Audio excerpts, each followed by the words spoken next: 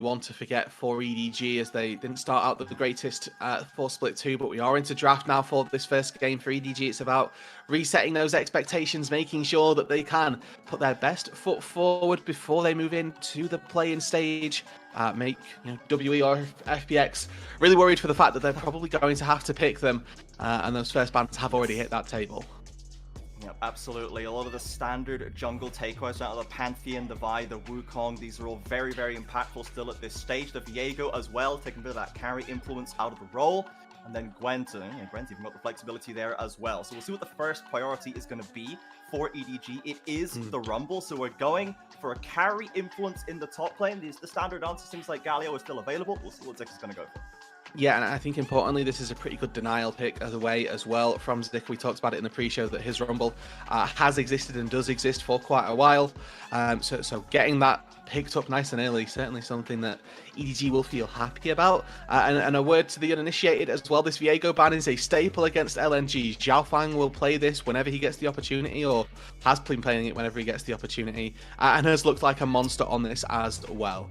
As the Yunara does get locked in, this had previously been largely banned on all sides and got completely skipped through, made it to the R2 phase, which, not what we've seen frequently. Yeah, now how, as we got the J4 locked in for Xiaohao, so again, we've got the hot pot being constructed up on that top side already, and while we're waiting for Angel's locking, which is, that's a crazy one on the top side, we've already constructed VDG. I'm seeing the message, but what is the state of LPL Yunara? Are we cooking with this champion, or are we running it down just a little bit when it gets through? It's actually been really good. I will say, I think that Elk's actually been having a couple of shaky performances where he looks like he's really good and then just fails in the late game team fights. But I think by and large, like, I've seen a couple of Taeyun from WE, he's had a couple pop-off performances. We've seen lots of actually 1xN pop-offs as well from the Yunara pick. But either way, getting it on your side is certainly something that I'm excited by. Now, in this second round of bans, probably need to get rid of some of those early aggro ADs. So things like Corki, things like Lucian, definitely something I'd expect to see taken off the board here by LNG, making sure that this Yunara has a little bit of time to get to that Kraken Slayer, get up to a first item and to a real point of power before we end up seeing her start to take over, really. Yeah, now instead they have gone for the Rakan as the first option here, so maybe, again, it's another follow-up option that can come through on this top side engage, or maybe see if they want to keep focusing out engagers, things like the Leona, the Nautilus, the Rel. Maybe they want to just try and take a bit of sting out of that combination, though to be honest, I think the top side of EDG can do it all themselves. The Xin Zhao, the takeaway from EDG, so taking away another strong jungler from Xiaofang. And then Zika go onto this Ornn, so he's not necessarily going for the carry, right? Ornn can steal kills in the early stage, but we're not going to necessarily see a takeover from that top side. Going to be more about setting up Fish One to do the absolute most in that late stage. Exactly, and I really want to keep our eyes on how well Fish One can perform, but also to keep our eyes on this rest of what it is that EDG are going to look in. I think they're set up very nicely here for a combo pairing of Nautilus Kai'Sa. I think that Arn's Kai'Sa is probably what they will look towards here. They'll probably get their pick of engaged supports, right, with Rakan and Braum being taken off the table. It would make sense that Parukia just defaults to an Alistar if it doesn't get sniped away here by OVO, and that'll give them that really powerful bot lane duo that can synergize nicely with this Jarvan Ori composition. You put the ball on the Jarvan, he goes in, you get a nice shockwave, hot pot combo, the Kai'Sa goes in afterwards as well. Like it all syncs up really nicely for EDG for them to take this Kai'Sa, and now the Alistar here as well has even more priority since it's that favored matchup versus the Rel, and we'll keep our eyes on what it is that EDG look to do. Yeah, absolutely. OVO gonna once again take the probably thankless job of trying to force the engage, probably doing a bit more peeling than engaging necessarily against this combination from EDG. So we'll see how he can, if he can do the work, keeping Fish One alive. EDG cycling through all the potential options for Arn right here. Looks like we might settle on the Sivir. So with the ult, can enable to close that gap, force that engage once again, can stay relatively self-reliant on its own. So potentially Arn going to take a little bit more of a visual backseat, but obviously still can do massive damage later on. Don't know that I've seen Arn play Sivir this split just yet. I know it has been rising in the LPL, but not something that we've seen all that frequently from this EDG AD carry. But it fits nicely with the composition, as you highlighted. It does pretty well with all of the follow-up engage that EDG are going to be looking to lay down. Now for Xiaofang, it's what jungle pick does he want to go for now. They've saved him R5 for a reason. He's going to go back to the Lee Sin. So again, something that we've not yet seen from LNG this split, but something that, again, if you've been playing League of Legends for any number of seasons and you're a jungler, you've got Lee Sin in the pool. Yes, absolutely. It does have the ability to try and counteract a hard engaged force from Xiaohao, from Parukia. You can kick them right back out to try and loosen that combo a little bit, and obviously you've got so much agency in the early game to try and control the lanes, to try and impact the 1v1 matchup in the jungle. Very versatile pick, not necessarily number one at anything, but can do a great deal, and especially if it gets ahead, this can maybe give Xiaofang some room to really impact this one. And as you say, LNG need momentum today. They need momentum in the series. They need to keep that energy forward. We don't want to see them sitting back on their laurels. They need to try and take the fight to EDG, I think. Now, it's going to be a tough fight. We know it is, but they've got good scaling. They've got Yunara. They've got some potential real win conditions here. I think the LNG are set up decently, as long as they can get to the early game. That's it. That is.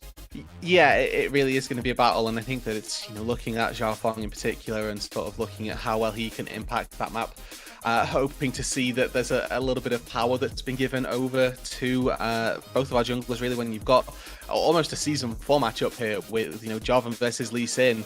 It's going to be a pretty heavy scrap from the get-go, right? Lee Sin theoretically can gank from level 2, Jarvan the exact same thing. Something that we've been missing from the LPL in, recent patches with those junglers is, unless you're taking a Xin Zhao or a Trundle, we're normally looking at these level 6 turn-on junglers, but this time round, it's action from the get-go here, Trajan. Yeah, absolutely. We're going to head onto the Rift right now for our first game of the day. LNG versus EDG. See, lock in the fate of Group Nirvana here in the summer split. All on the line for our underdogs here in LNG. And EDG trying to get that ship pointed in the right direction, just in time for play-ins.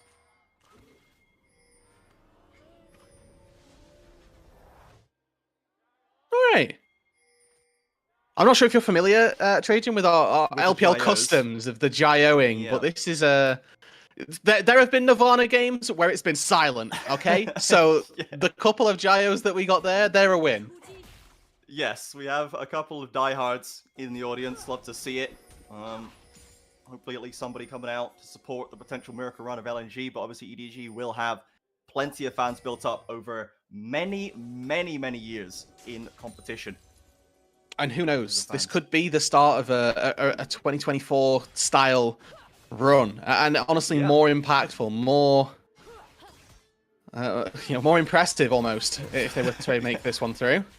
From Nirvana, being put literally in the lower class, in school right here, all the way to the final, to at least some international representation would be lovely for them. OVO trying to take a bit of position, fighting over that vision. And you mentioned that, potentially scared of seeing some aggressive ADCs from EDG to punish this Yunara in the lane. We've got the Sivir instead.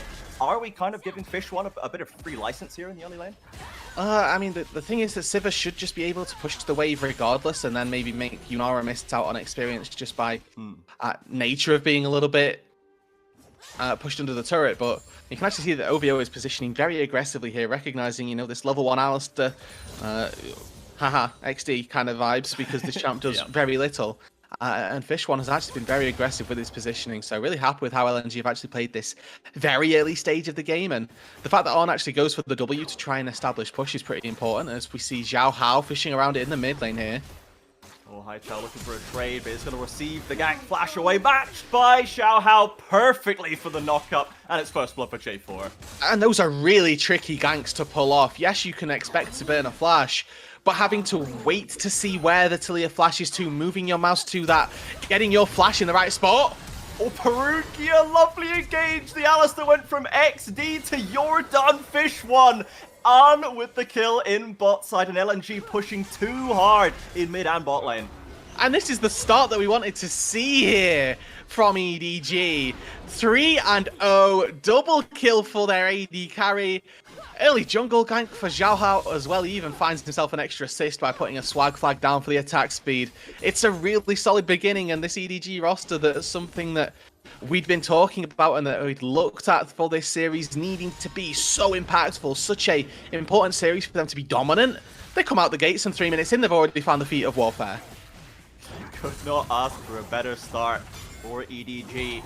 We can check in on top lane here, where Zika is just getting quietly pushed into the tower, as we would expect right here, but at least nothing untoward going up on this north side of the map. But now, Xiaofang as well on the Lee Sin has got to be looking like, okay, I'm on the Lee Sin, I really want to affect the game in this early and mid stage. I'm now down in mid and bot lane, right? Let's adjust the plans. Yeah, I mean, I think that this is one of those slight situations where, as Xiaofang, you know, and if you're a jungler in solo queue, right, you've not completed your full clear and your mid and your bot lane have already died, but, you know, to lend some other credence, right, Xiaohao made an early play into that mid lane. He forced flash at level 2 pretty much and looked for that early skirmish. He gets to go back to base and now has a tunneler. This means that there's very little chance that Xiaofang can contest for this crab. Just the fact that the Jarvan has got so much extra stats at this stage means that he's able to walk on, take that for himself, go back to completing his second play of the map. And I mean, the early game for EDG has gotten about as off to the races as they could hope. For a composition that we said, yes, you know, they kind of want to hit this mid-game spike, and I think that they do. Getting these 3 early kills is really important. One and OVO still trying to control the push here, trying to crash these waves in and maintaining a small CS lead, but Parukia threatening with a Hex Flash as well. Gets in with the double knockout, straight into the boomerang blade of Fish1, about to get stunned up, but the bouncing autos will catch again. Parukia, you highlighted this player, Roodood. He's already made 2 beautiful kills happen. Yeah, and I mean, there's the reason that people favor taking the Alistar in this matchup. It's just so easy to find these engages. As on, spell shields the strike. Xiaofang in a lovely position here, but the minion wave doing a good job of blocking really limits that Lee Sin potential, and Parukia, of course, waiting to fend off any more attacks. And they're just trying to hold the wave there for Fish1. He's 0-2, needs as much help as he can get, but that little bit of pressure from on Parukia does force it under the turret, means that the Yunara misses out on an entire wave of experience, of gold, of minions as well. Just means that this lead is going to continue to snowball, and just for the record as well, On didn't base. He got that first initial 2v2 kill, didn't spend any of his gold, so he gets to go back to base, picks up a BF sword, picks up a cull as well, an extra long sword. This guy's eating good. These boomerang blades are going to be taking heads off without any second thought right now. An is in such a wonderful position. I don't know why I've not seen the Sivir so far. He's having a great time on it. Absolutely, and I mean, we kind of came into this looking at the supports and thinking, you know, can OVO hold up a candle to Parukia? And in game number 1 so far, the answer has just been an unequivocal no. This Alistar has been absolutely incredible, as now Xiaohao makes his way back to mid. Oh dear, Haichao on a bit of a journey in the river, meets 2 members of EDG. It is going from bad to worse on the spot side. Both mid and bot carries down 0-2. I would like to remind people that for LNG to have a postseason, they cannot lose a single game. Right now, they will be sweating, because if they lose this series, if they lose this game even, that resigns them to not being able to play in the play-ins. It gives Ultra Prime that berth into 4th place, and means that now the rest of this series is ultimately 4-0, as we see LNG actually moving Fish1 up to this top side, maybe looking for a play onto ZDZ with that called the Forge God, but with Zika hanging around as well, he kind of needs to recall and make his way down to bot side to get some gold back. ZDZ aware of the bodies on his side of the map. That river wards. Fish1 trying to get that wave crashed in. I respect the decision not to opt into that bot 2v2 anymore. Certainly it wasn't going super well for LNG, but ultimately I think ZDZ can just pull the recall, not going to be under too much pressure. The rest of EDG heading back out onto the map, and it has just been everything they've touched has turned to gold so far in this early game. Can't wait for the next play. Yeah, exactly. Just trying to find whatever it is that they can. They're able to take the early dragon. We've got Void Gov spawning in 15 seconds. They're moving. Their Sivir looks like so far into the mid lane for On. Angel's got teleport in about 10 seconds, so expectation is that he'll be able to walk down to bot side and be able to make any sort of play on the top side that EDG feel is appropriate. Looking to see whether or not LNG really put up much of a fight for this, or seemingly if EDG want to, because the way that this early game has gone, they've just hit Hot Pot combo as well. I think this is their time to thrive. Yeah, absolutely. LNG trying to take away some of these grubs. They are on vision, but it's not a grand rush from EDG over to that top side. Maybe going to give them a little bit of reprieve just for now. OVO is keeping an eye on any movements from the mid lane. LNG will maybe find something, but now here comes the rotation. Actually hung around just a little bit too long, did the rel. TP in from Angel as well. Another kill for Arna's. Haichao trying to desperately scrape back, but a flash over Parukia dodges the seismic shove into the combo with the shockwave. Xiaohao around the corner, and that's another death for Taliyah. And Parukia once again showing why we've been so excited by this player through the regular season. Recognizing the mechanics that he needs to offset. Can't dash over the Taliyah worked ground, knows he's going to get stunned and can't cast the headbutt, so instead Giga Chad flashes over it, knocks up the Taliyah, and importantly as well, saves the knock-up for when that Weaver's Wall has been casted so that it interrupts the travel. Means that there's no way for Haichao to get out to safety, and that this Taliyah, unfortunately, 0-3-0 through the early game. Yeah, and of course the Taliyah build path, as we can see, this is common for the champion, even when it's not going so badly as this, but it just looks absolutely dire. It's barely any damage. It's utility pieces to try and build into a stronger later stage, but right now you've got absolutely nothing to offer. You've got a Weaver's Wall. If you can get a seismic shove off, that's all the utility. Just the second support right now in the mid lane. As Parukia is interrupted here, still has level 6, I'm expecting to be able to walk his way out to safety, just offering a little bit of support for Angel down on this bot side to make sure that he can catch this wave and not really feel too hard done by for it. As for EDG, currently on track for a very, very solid opening to this series. I was looking at whether it was going to be a super ultra mega perfect game, but they did lose those Void Grubs early. So far, they've lost no plates, no kills.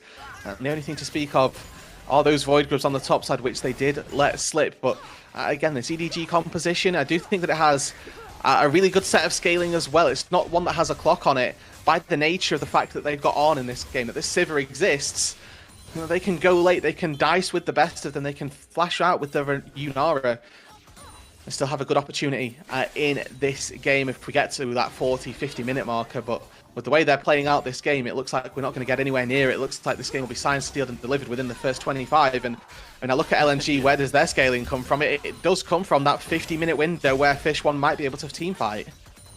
Yeah, I mean, I feel like I think we're a 2k down for LNG about the 5-6 minute mark. We're now over 3.5k down at the 11-minute mark. And remember that percentage of EDG when they're ahead. When they're ahead at 15 minutes, they are very consistent at closing the lead out. More consistent than Group Ascend is on average even. So this is very much their comfort zone. They know how to play out from leads. They know how to get the wins on the board.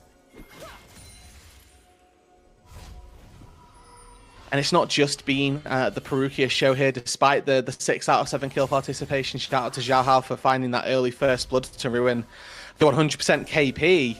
But it has really been this Bash Bros duo. I've really liked seeing Parukia link up with Xiaohao. They found a couple of kills already this game. I think that's going to be instrumental for them accelerating the pace of this matchup. You have an accelerated Jarvan, on top of the fact that you've got this Alistar who can chain CC, can knock up whoever it is that they're after, and look to find as many kills as possible still into the mid game as well. They've got a lot of tools in the mid game to make things happen. We've yet to see the hot pot truly utilized, but for ZDZ, he's more than happy. He's up 10 CS over his laning partner. He's just sat top lane throwing harpoons at minions, and he can keep his team in the, you know, just without losing anything on the top side. He'll be more than happy. Xiaofang has to dash back to OVO. Stuns up high. Xiaohao on the engage. Parukia's ready. Gets a flash out of the rel. Out comes the equalizer. There's the hotbot combo and OVO. Nowhere to go. No more options. It's another kill for EDG. No flash. No follow-up. And if you guys want to know how you can make these big plays, quite like the pros, we've got just the people for you, CJ. You absolutely do. Pro Diff, everybody. All of the coaches on the platform are pro players from LTA, NACL, and the ERL system. You can code LPL10 for 10% off to support the LPL English. Improve your game with Pro Diff, and maybe your early games won't go this bad. I mean, for EDG, certainly studying some tape and looking at, you know, how well it is that they've been able to execute on these early games as Xiaohao looks to find that second dragon of the game. Don't expect that LNG will really be able to find a contest for these long before the Soul a very, very tight window for them if they want to try and make their way back into this honestly, in the next 10 minutes. And you can see they're looking onto this top side. They've put a ward down, which should signify to ZDZ, actually, I might be the one who's under a little bit of trouble. But you can see even at this point in the game that they just don't feel confident for it. They know that if there's even a TP or somebody shows up that they're not accounted for, they're going to be in trouble. I feel like this is the third time in this game we've seen members accumulate around ZDZ in the surrounding rushes, and just kind of go, I don't like this actually, I'm going home. But Parukia certainly cannot be dissuaded and takes another flash out of Talia. And once again, just the small things that Parukia is doing very well. Saves his headbutt there, or the pulverize even. So he's planning on just knocking the Talia into the wall. If Xiaohao flashes it, there's an opportunity for a flash follow if he wants it, but instead just decides not to. As ZDZ now may be in a bit of trouble. Zika with the knockup and the second rotation from Talia, not cowed by that top lane flash loss, and will actually finally secure first kill of the game, first kill of the day for LNG. And there we go, you know, Zika trying to make some plays. Xiaohao comes down to the bot side to get a little bit of gold, but there's a TP ward behind LNG here, one that maybe Parukia can look to spellbook swap to. Instead, they might just go through the front door here, and there we go. Oh dear. Yep, Haichao flashing in. Xiaohao, I should say, flashing in. Haichao dodged. Doesn't have a flash of their own. Parukia flies in with another headbutt. No escape this time for Talia. And OVO's round the corner with the flash ray from Zika should get them out of dodge. Xiaofang as well waiting to see if there's an angle, as Angel has been having a very quiet game, a very cool, pleasant walk in the park so far on this first day. He's just taking top lane tower with no contest. Yeah, exactly. You commit two people to the bot lane, play your two solo laners. It means that that top side is going to go largely missing. And Xiaofang here looking for Xiaohao. Not sure who it is that's caught who. He's landed the Q, he's gone in with the kickback. OVO around the corner with a knock-in and a Magnet Storm with the crash down. Fish one ready. Can we get a kill on the carry? We absolutely can. But here's the rotation. At what cost, LNG? Fish one cooking down from ZDZ and a flash over from An to secure it. Rumble chasing down the Unara. And LNG go deep for a kill, but they give two back. And importantly, right, I like the fact that the shutdown is on the Unara. A little bit of gold for Fish One means he's that little bit closer to being able to carry. But even On, still fishing here. This Sivir is an absolute fiend in this game, and On's going to find another one onto OVO, who, on this rel, certainly struggling to keep pace with EDG and with Parukia. 12-2 now in this early game, as we get to see maybe an interrupt on Xiaohao's recall. And Angel, again, at this point, definitely strong enough to win this. Yeah, the walk in the park is over, and now it's time for a scrap in the back alley. Drops the ultimate on Haichao. Remember, still no flash, still no options. They are really hammering down the punishment on this Talia. Yeah, 1-5 at the minute for Haichao. Somebody who's had his fair share of woes this split. We were hoping that off the back of a pentakill in the last series, maybe we were going to see some sort of resurgence in the back half, but it really does appear that it's been anything but for LNG in this series. EDG in game number one have done a very good job. Remember, that's all that they need to do for EDG. There's nothing really that they're playing for. They can't move down in the standings. They can't move up. For LNG, this was about seeing if they could keep their chances of a postseason alive. They cannot lose a single game, but 17 minutes in, down 6,000 gold. It looks all too likely that this game number one and ultimately their chances of an off-season aren't going their way. Yeah, EDG looks like currently they will be able to stroll into the post-match press conference with the confidence. The swagger returned after a bit of a blip in that later stage of the summer split. But a game like this, and if they can turn this into a whole series, should give them the mental reset that they want going into contest against those Group Ascend teams. And LNG now, there's still tools to make plays, there's still Talia rotations, there's still Lee Sin kicks into rail combinations, there's Ornn scaling on the board. But we know Ornn scaling's worth a lot of gold, but as you can see on the left side of your screen, is it worth that much gold? I'm not sure. No, I mean, the literal quantitative value is that each Ornn item gives you 1,000 gold's worth of stats, and that's not enough to even get LNG back to being even. So it's yeah, it's looking pretty rough right now if you're an LNG fan, and honestly, the best thing that you can do is hope and pray that EDG forget how to close out a game, but with OVO caught in the jungle, it's not looking all that likely. The tier 1 next up for grabs. Will Parukia again with an engage with a lovely shockwave to drag back Yunara, barely limping to safety. Is that late game carry in Fish one, but the turret's certainly not going to last. And EDG just absolutely running roughshod over LNG in this early game, through into the mid game now as well. Now, I might look for Angel. Okay, an easy flash away from Oriana, gets back to the turret, in comes Taliable, cannot connect the seismic shove, and Angel will walk away unscathed. But LNG trying to make plays, trying to find an EDG member on the back half there. Ultimately unsuccessful, and the Dragon now over to Xiaohao as well, with an early Cloud Soul point to play for. Yeah, the flick going wide there.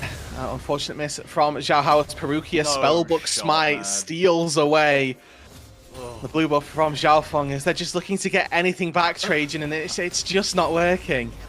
This is a Parukia masterclass this game for sure. He's been catching multiple kills in bot lane. He's getting ganks off on the rest of the map in mid game. He's denying Xiaofang from getting a jungle lead on Lee Sin. This guy is just everywhere this morning. For EDG, this is reminiscent. Haichao, though.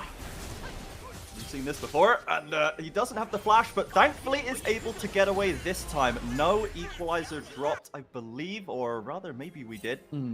But, didn't drop it. It's coming up in about, coming up in about 5 seconds, and I think that honestly, if I'm EDG, I'm happy to take those fights, even if I don't have the equalizer, and you can kind of see why. They are very far ahead, and unfortunately not able to find that kill, not able to pick up the, maybe 130 gold that Haichao's worth at this stage in the game. But, keeping him behind the curve is always going to be important, making sure that this secondary carry for LNG is as weak as possible. Really, really important. But we do have Atakan up and alive, and I know you've been casting the LTA South, Trajan. Has Atakan been as big of a decider of games in that region as it has been here? Certainly has been a sticking point, I would call it, for the LCA South teams in terms of strategic management there. We've even got better at Barons over in the LCA South. But the Atakan is a bit of a different beast, and from what I can see on the general consensus of league analysts, we are struggling with the concept still. Yes, and for EDG, looks like they're struggling with not fighting really. Hello. Yeah, Parukia leading the charge in. We'll find OVO, but the TP's coming in. We are dropping it all on this Atakan play for LNG. Can they force the throw? But a shockwave removes Talia from the equation. Xiaofang looking for a route in, but just can't find an angle. Zika hits apart in the 1v5, and the full chase is on from EDG. Again, it is just one by one. Down the line they go. LNG can find nothing. An absolute slaughter, and honestly business as usual for EDG through this game one. Maybe Xiaofang can snipe away a steal here, but it's going to be so hard done by. Spotted out with the flag, and you already know they're not going to leave this one up to chance. Parukia and ZDZ, like sharks in the water, they smell blood and they want it. Dear, Parukia blocking the Q, over the wall he goes, ZDZ to complete the kill, and an Atakan for EDG. So, certainly a good mark in the favor of LPL in terms of Atakan management. Very nice of EDG. They don't let it flip. They don't walk into a bad fight. They force the issue, use the strength they have, and turn back for the objective. And in our first real team fight there, in a really open space, it's probably the best chance that LNG are going to get. Let's have a look at all this breaks down. Again, this TP, though, from Xiaohao, just far too deep. Goes straight in on top of the Alistair, in between the Oriana and the Jarvan. Eats a shockwave to the face and immediately gets taken out. Xiaofang, this whole time, he throws one Q and then runs away. He's not a part of this fight. Knows that even if he W's over there to try and give some sort of disengage peel, nothing's going to happen. And we go back to live. Haichao's dead. OVO's dead with 22 minutes in, CJ. And I think that, EDG, they're already... this game, largely chalk and cheese. Yeah, not what I'd call breaking news. The deaths of Haichao and OVO right there. 7 deaths apiece right now. Haichao with 1 lonely kill as the towers continue to tumble on LNG's map. Their hopes of a postseason slipping away by the second. Zika trying to desperately get back to the top side. Again, we've not really had much to say about Zika right now. He was put into a losing matchup to gracefully scale up on Ornn. He's done fine, I guess, but there's not really been much of an angle for him. Yeah, it's one of those things where we were talking about this again in the pre-show, right? The reason that this LNG roster had found some semblance of success was because previously the bot side had stopped losing games before Zika was able to impact the map. I may have cursed them. Today. No.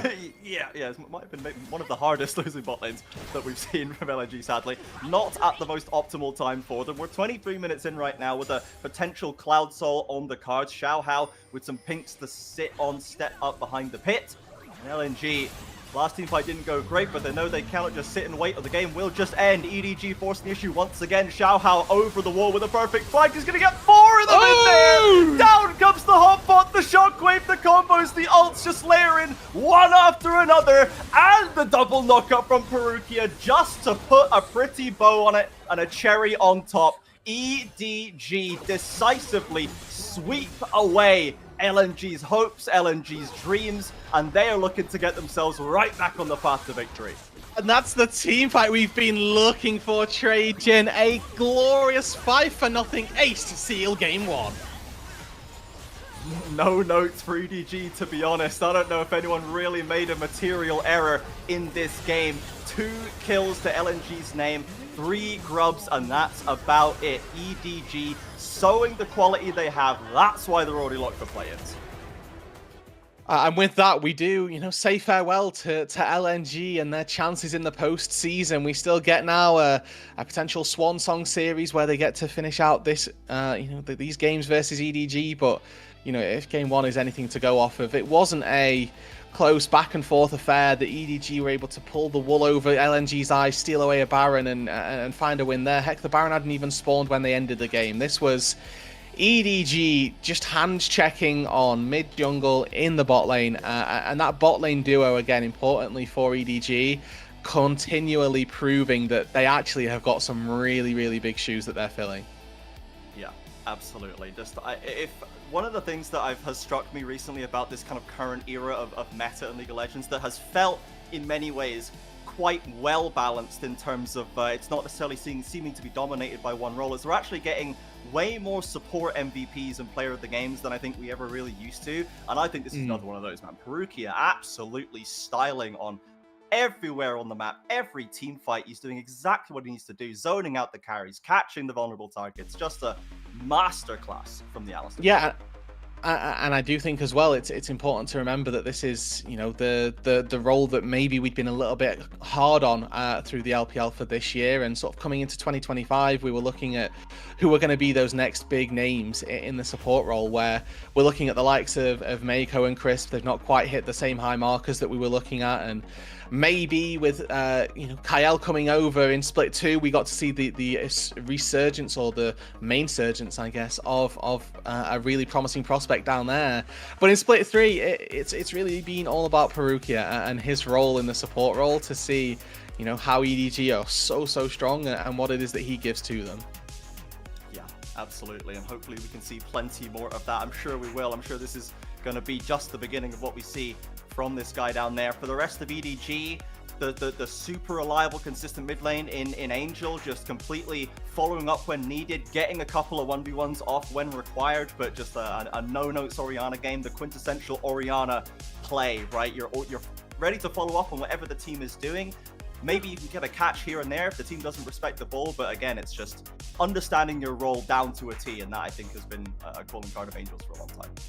Yeah, and with the Ori, like you say, just following up on those hot pots, the final fight was maybe the most glorious team fight that we've seen from Nirvana, and this game as well, maybe one of the more steady, the most established game wins that we could have expected to see. Looking at that, what is that, 17,000 gold gap at the end of the game, and EDG aren't strangers to this. They did this very recently as well, where they just absolutely slaughter their opponents, and the biggest gold lead through the early game was 164, it looked like, for LNG there. That is a bit of a shocker right there. Just the steady climb up to success for EDG. Pretty even damage done as well. It's not even necessarily a single pop-off. It's everybody working in tandem. And we can see some of these highlights off the bot lane where just the tone was set really very early on down here. This is after they've already been double killed, by the way. Yeah. And you can see that really there's just no hope. It's a great engage from Parukia, and again, maybe you can call that OVO shouldn't be wasting his Q under the turret like that, or throwing his Q like that under the turret for fear of something like that happening. But the second that OVO does throw Q there, you cannot then step back up But again, to highlight the fact this is all about Alistair, again, look how he waits, holds his Q until that ulti gets channeled. Then they start layering the CC, then they start taking down the Talia, and it's just these small things, these bits of consciousness that you can see in Parukia's gameplay that are really important. Yeah, we have the one time, just literally the one time LNG got something going in this one where they had that setup on bot lane. They tried so many times to set up on top lane to find plays. This one they at least pulled the trigger on, but here's the response from EDG. It's just too little too late at this stage. Yeah, I mean, they already, you know, at this stage of the game, oh, it's only level 10, the game was over, unfortunately. Like, there was just really nothing that we could look to think of, or that even looked remotely close. I think this is Haichao's 5th death that we're seeing on screen right now, and you can just see he S-keys at a certain point. He knows, okay, well, I'm just chalked. Yeah, I'm going off season fast right now. We'll see you next year, guys, unfortunately. The one play that this is just, it's not a game highlight, it's just a Parukia highlight season right here. The way that Parukia zones off Fish One, the guy that has to be the carry, this Yunara has to be the solution, and he just can't get past this ulted Alistair for the entire time. The TPs are coming in and the fight's unfolding. Fish One is just tickling the Alistair, and that's all he can do. Yeah, and I mean, you look at it, you think, well, you know, what is a Yunara supposed to do? Really, you have to wait for the Alistair to use his combo before you can even auto attack him, or you just get comboed back. But this is the glory team fight. 4-man Cataclysm, Rumble Equalizer over the top, Shockwave layered as well. Like, everybody, you know, sit back, just enjoy.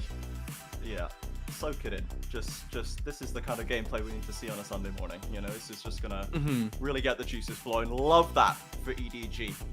So yeah, I mean, if Parukia doesn't get the player of the game, I'm gonna crash out. But I mean, you can even look at players like Xiaohao, who again, like early ganks in mid lane, barely put a foot wrong ever, died once when he was actually safe in his own jungle because he had the priority for the team to rotate in to help him. So it's, you know, there's just so many threats here for EDG, but we shall see who gets the honors. Yeah, and I think that's, again, it should be coming down straight to Parukia, to be honest. There's a very small argument that we can maybe give it to jungle, and maybe that the Jarvan is slightly worth it, but it's again, just all about the fact that it feels like whenever there was a positive play being made, Parukia was the one initiating it, and maybe for that final team fight, the Jarvan will get it, but I think that Xiaohao did a very good job not to try and take that away from him. It's just the fact that his support was kind of the GOAT. Yeah, it was a player of the game performance from him, and it is going to be Parukia. So, thankfully, all is right in the world. Xiaohao just have to keep putting numbers like that up, I guess, to try and defeat Parukia. Hard to outvalue this guy, especially in that game. We've talked it to death, so I'm excited to see what we see from the next game, right? This was on the Alistair, and this was, again, in a bot lane where you were expecting the Alistair to come down, expecting it to be denied, but they end up putting him in a great position for it with the blind rel take, leaving the Alistair up, and all the stars aligned here, and Parukia capitalized beautifully. Yeah, exactly. Game number 1 that EDG will be happy to play on from, and a game 1 that LNG will be looking to forget pretty quickly. Yeah, absolutely. Now, for now, we're going to go to a quick break. We'll be back with the rest of this series. However, don't forget, everybody, if you'd like to support the LPL English, please consider becoming a Ko-fi member. Ko-fi is the best way to support the LPL English project. The vast majority of those contributions that you give will go directly to the show. A lot of the initial payments have gone into upgrading the broadcast to bring you this wonderful product that we all love so much, but a huge bulk of it pays the on-air talent, pays the content creators. So if you can subscribe to the Ko-fi, it'll be linked in the chat. You can unlock perks like early access to content and the ability to ask interview questions for our unique on-site interviews.